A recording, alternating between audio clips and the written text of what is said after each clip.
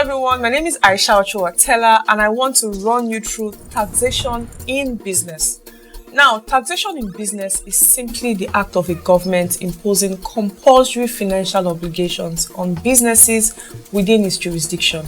Newly incorporated companies are expected to file their tax returns within 18 months from the date of incorporation and not later than 6 months after the accounting period.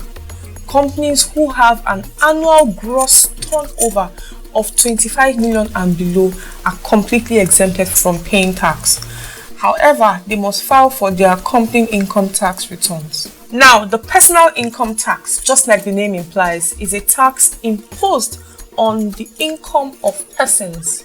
So this is a tax imposed on individual income of people in employment or self-employed by way of personal business or partnership. So you want to participate as much as you can so you get better results when you employ our graduates. Participate, pay your tax. These taxes are used for infrastructural developments, building of schools, building of hospitals, construction of roads. Aisha Ochuwa.